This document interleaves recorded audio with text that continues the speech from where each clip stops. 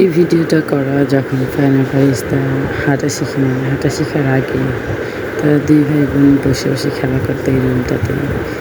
এখন আর এই রুমটা নেই, রুমটা ভেঙে আর একটা রুম উঠাইছে।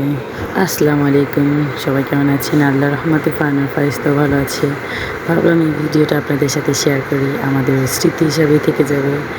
অনেক আগের একটা ভিডিও তো, তাই ভাবলাম আপনাদের সাথে শেয়ার করি। আমারও ফোনে কত সময় ডিলিট হয়ে যায় আর কি ভিডিওগুলো। ফান ফারিস্তা স্মৃতিটা আর কি রেখে দিচ্ছি ইউটিউবে, যাতে ওরা বড় হইলে দেখতে পায় ওরা কী দুষ্টুমি করতো, কীভাবে খেলা করতো। সন্ধ্যা হইলেই তারা দুই ভাই বোন এই সোফার রুমে চলে আসতো খেলার জন্য। চলে আসতো বলতে কি, আমি নিয়ে আসতাম, কারণ রুমের মধ্যে একা একা থাকতো তো, এই জন্য এই রুমে নিয়ে আসতাম। এই রুমে অনেক খেলনাপাতি ছিল, টিভি ছিল, টিভি ছেড়ে দিতাম আর খেলনা দিতাম। দুই ভাই বোন বসে বসে খেলা করতো, আমি চাইলে আর কি সোফার পর বসে থাকতাম।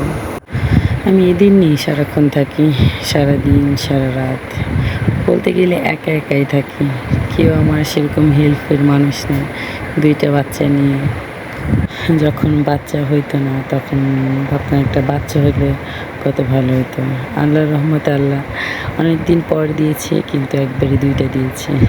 এখন দুইটা হয়েছে, তাতে কষ্ট ছিল না, অনেক খুশি হয়েছিলাম। কিন্তু এরা যে কত পরিমাণে দুষ্ট হয়েছে, এখন বুঝি দুইটা বাচ্চা হওয়ার কত পরিমাণে জ্বালা। সে খেলতে খেলতে ক্লান্ত হয়ে পড়েছে, তাই আর কি তার পুতুলের উপরে শুয়ে পড়েছে, শুয়ে শুয়ে টিভি দেখতেছিল। আর গরমের মধ্যে জামাগুলো খুলে দিয়েছিলাম, কারণ অনেক গরম ছিল তো।